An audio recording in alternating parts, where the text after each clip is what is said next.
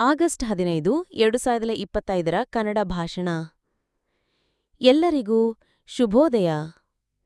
ಇಂದು August 15. ಪ್ರಪ್ರಥಮವಾಗಿ ಎಲ್ಲರಿಗೂ ಸ್ವಾತಂತ್ರ್ಯ ದಿನದ ಶುಭಾಶಯಗಳು. ಈ ಸಂದರ್ಭದಲ್ಲಿ ಸ್ವಾತಂತ್ರ್ಯದ ದಿನದ ಕುರಿತು ಮಾತನಾಡಲು ಬಯಸುತ್ತೇನೆ. ಆಗಸ್ಟ್ 15, 1947 ಭಾರತಕ್ಕೆ ಸ್ವಾತಂತ್ರ್ಯ ದೊರಕಿತು. ವ್ಯಾಪಾರಕ್ಕೆಂದು ಬ್ರಿಟಿಷರು ಬಂದು ಸುಮಾರು 200 ವರ್ಷಗಳ ಕಾಲ ನಮ್ಮನ್ನು ಆಳಿದರು.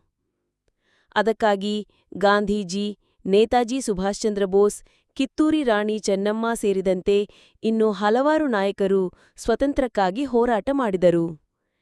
ಇದರ ಪರಿಣಾಮ 1947 ಆಗಸ್ಟ್ 15 ಭಾರತವು ಸ್ವತಂತ್ರವಾಯಿತು. ಈ ವಿಜಯದ ಸಂಭ್ರಮಕ್ಕೆ ಪ್ರತಿ ವರ್ಷ ಈ ದಿನವನ್ನು ಸ್ವತಂತ್ರ ದಿನವೆಂದು ಆಚರಿಸುತ್ತೇವೆ. ದೇಶಕ್ಕೆ ಸ್ವತಂತ್ರ ಬಂದು ಹಲವು ದಶಕಗಳು ಕಳೆದಿವೆ. ಭಾರತವು ಎಲ್ಲಾ ಕ್ಷೇತ್ರಗಳಲ್ಲಿ ಹಲವು ಸಾಧನೆಗಳನ್ನು ಮಾಡಿದೆ. ನಾವೆಲ್ಲ ನಮ್ಮ ದೇಶದ ಅಭಿವೃದ್ಧಿಗೆ ಕೈಜೋಡಿಸೋಣ ಎಂದು ತಿಳಿಸಿ ನನ್ನ ಈ ಭಾಷಣವನ್ನು ಮುಗಿಸುತ್ತೇನೆ. ಜೈ ಹಿಂದ್, ಜೈ ಭಾರತ ಮಾತೆ.